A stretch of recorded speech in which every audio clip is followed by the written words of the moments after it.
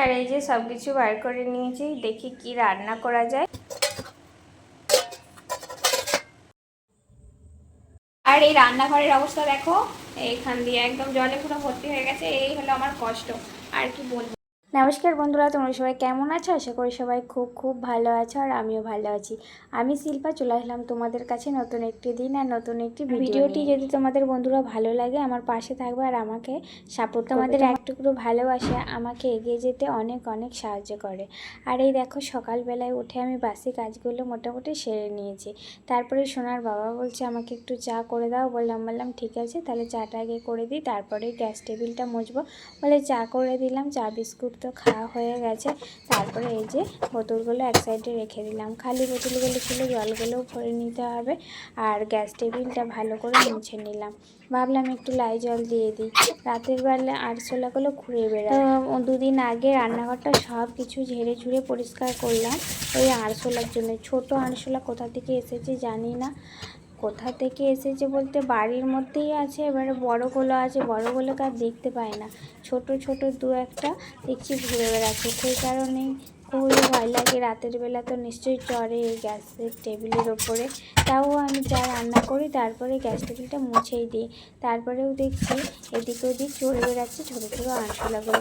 তাই লাই জলটা দিয়ে ভালো করে মুছে দিলাম। আর এই যে কটা বাসন ছিল, বেশি বাসন ছিল না, রাতের বেলা মেজেই রেখেছিলাম।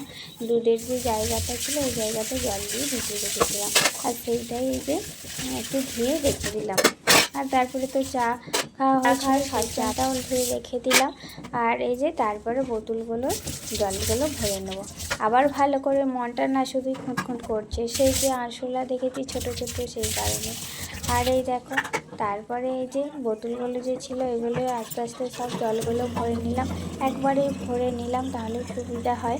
আর তারপরে আবার জলগুলো সুইচ দিয়ে দেবো, জলটা অটোমেটিক ভরা হয়ে যাবে। এই গরমকালে তো প্রচুর পরিমাণে জল খাওয়া ভালো, আর জলটাও বেশ ভালোই ওঠে আমাদের।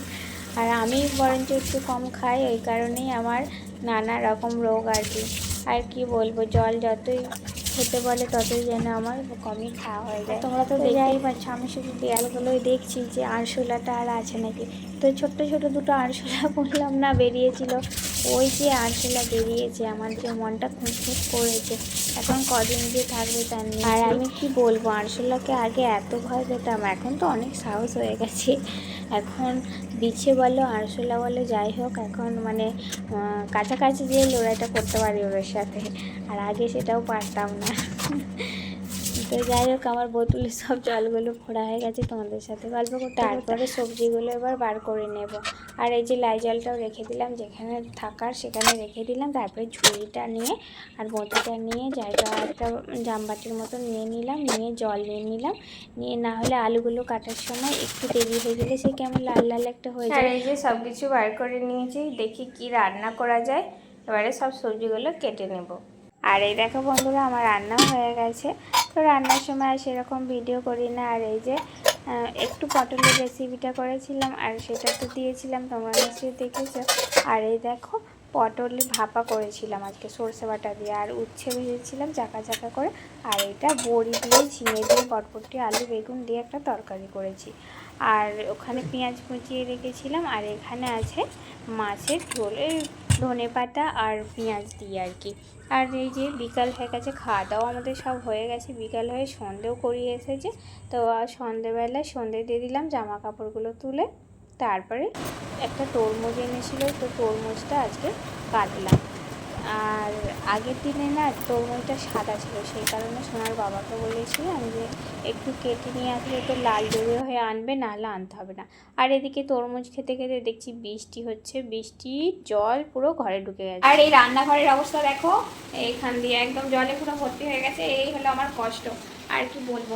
আমি কালকে না পরশুদিন আমি চিমনিটা পরিষ্কার করলাম। হ্যাঁ, এই দেখো, পরশুদিন আমি চিমনিটা পরিষ্কার করেছি, আর আজকে ও এখান থেকে জল বেয়ে পড়ছে, একদম চিমনি সমেত ভিজে একদম কি অবস্থা। আমি দেখিয়েছিলাম যারা চিমনি ভাগাতে আসছিল যে কিছু নষ্ট করলো না, ওইটা ওখানটায় তো তার দেওয়া আছে, মানে ওইখানটায় তার দেওয়া আছে বাইরের দিক দিয়ে, তাহলে কিছু করা যাবে না। জানি না, এইভাবেই এই জল বৃষ্টি হলে কষ্ট। আর এই দেখো এখানে জল একদম ভর্তি হয়ে গেছে, ওভেনটা আমাকে এইখানে সরিয়ে নিতে হয়েছে। আর একদিন সরাই না ওখানেই ছিল, তো এই ওভেনটা একদম জলে তেল, এমনিতে চিমনিতে তেল থাকে, এখন পরিষ্কার করে দিয়েছি বলে বোঝা যাচ্ছে না, চিমনিতে তো তেল থাকে, সেই কারণে মানে কি বলবো আর, এত খারাপ অবস্থা। সেই ওভেনটাই পড়ে গিয়েছিল, তেল আর জল বলে একদম চিটে গিয়েছিল, আগুন জ্বলছিল না, আবার মিস্ত্রি দেখে আমাকে বাগাতে হয়েছে।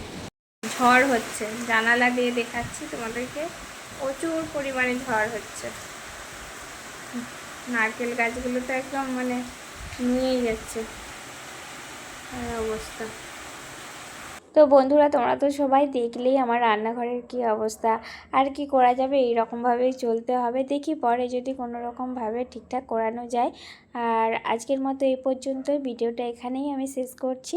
আর তোমরা সবাই ভালো থাকবে, সুস্থ থাকবে, নিজেদের খেয়াল রাখবে।